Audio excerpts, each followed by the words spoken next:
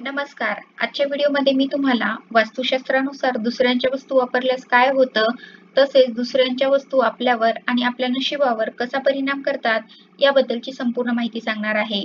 पण त्याआधी तुम्ही चॅनलवरती नवीन असाल तर चॅनलला लाईक करा आणि सबस्क्राईब देखील करा. कमेंटमध्ये श्री स्वामी समर्थ किंवा ओम महालक्ष्मी नमः लिहायला विसरू नका. दुसऱ्यांच्या वस्तू वापरताय? थांबा. आयुष्यात येऊ शकतात मोठी संकटं.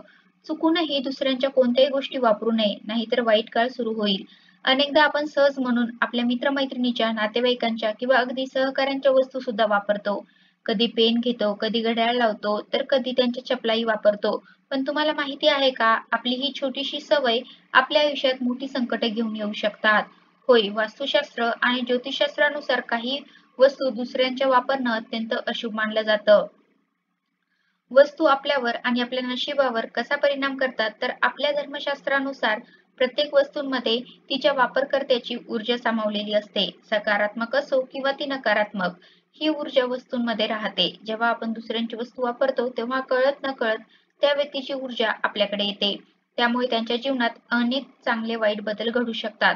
म्हणूनच आपल्या नशिबावर, आरोग्यावर आणि आर्थिक स्थितीवर त्याचा थेट परिणाम होतो असं सांगितलं जातं. आता कोणत्या गोष्टी वापरू नये, तर कपडे किंवा चपला, जसं शूज वगैरे. कपड्यांमध्ये व्यक्तीची ऊर्जा मोठ्या प्रमाणात सामावलेली असते. दुसऱ्यांचे कपडे वापरल्याने त्याची नकारात्मक ऊर्जा आपल्या आयुष्यात येऊ शकते. त्यामुळे मानसिक ताण किंवा आरोग्य समस्या उद्भवू शकतात. विशेषतः रात्री दुसऱ्याचे कपडे घालणं टाळावं, कारण यामुळे नकारात्मक परिणाम वाढतात. शूज आणि चप्पल याचा संबंध शनिदेवाशी मानला जातो, म्हणून इतरांचे बूट आणि चप्पल घातल्याने त्यांच्या शनिदोषाचा प्रभाव आपल्या जीवनावर सुद्धा पडू लागतो. त्यामुळे दुर्दैव, गरिबी आणि नकारात्मकता येऊ शकते. म्हणूनच इतरांची पादत्राणे कधी वापरू नये. यासोबतच आरोग्याच्या दृष्टीनेही दुसऱ्यांचे कपडे वापरणं योग्य मानलं जात नाही, कारण त्वचेला खाज सुटणं किंवा संसर्ग होण्याची शक्यता असते. दुसरी वस्तू म्हणजे घड्याळ. घड्याळाचा संबंध केवळ वेळेसोबत नसून तुमच्या आयुष्यातील चांगल्या वाईट काळाशी असतो. वास्तुशास्त्रानुसार दुसऱ्यांचे घड्याळ मागून कधी घालू नये. असं केल्यास आपला वाईट काळ सुरू होऊ शकतो, कामात अडथळे येऊ शकतात किंवा अपयश येऊ शकतं. घड्याळ तुमच्या नशिबावर आणि ऊर्जेवर थेट परिणाम करतात असंही मानलं जातं. त्याचबरोबर दागिने सुद्धा, कारण दागिने केवळ सौंदर्यच वाढवत नाही, तर ते समृद्धी आणि सकारात्मक ऊर्जेचं प्रतीक मानले जातात. सोन्याचे किंवा चांदीचे दागिने खास ऊर्जा धारण करतात. दुसऱ्यांचे दागिने उधार घेतल्यास किंवा वापरल्यास त्यांची नकारात्मक ऊर्जा तुमच्याकडे हस्तांतरित होऊ शकते. त्यामुळे आर्थिक अडचणी, कौटुंबिक तणाव किंवा आरोग्य समस्या उद्भवू शकतात.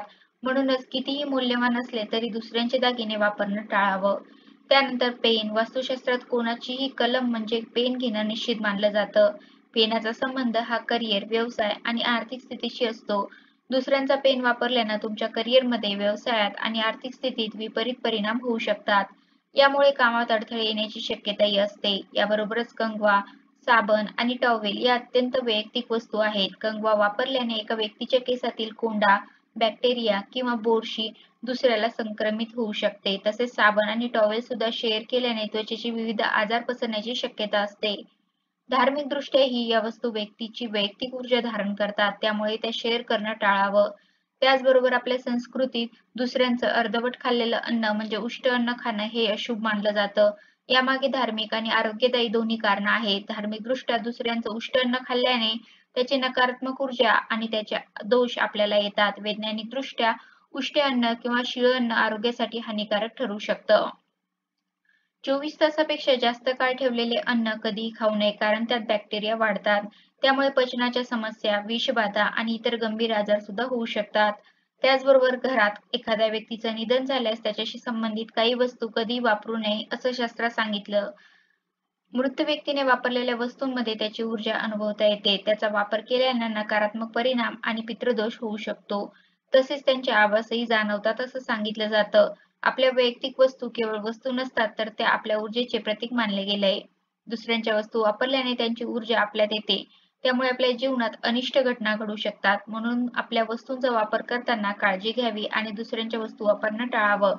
स्वतःची सकारात्मक ऊर्जा जपून ठेवावी आणि समृद्धीचे मार्ग प्रशस्त करावे. तर अशा प्रकारे आजच्या व्हिडिओमध्ये मी तुम्हाला वास्तुशास्त्रानुसार दुसऱ्यांच्या वस्तू वापरल्यास काय होतं, तसेच दुसऱ्यांच्या वस्तू आपल्यावर काय आणि आपल्या नशिबावर कसा परिणाम करतात याबद्दलची संपूर्ण माहिती सांगण्याचा प्रयत्न केला आहे. कसा वाटला तुम्हाला माझा आजचा व्हिडिओ कमेंट करून नक्की सांगा. धन्यवाद.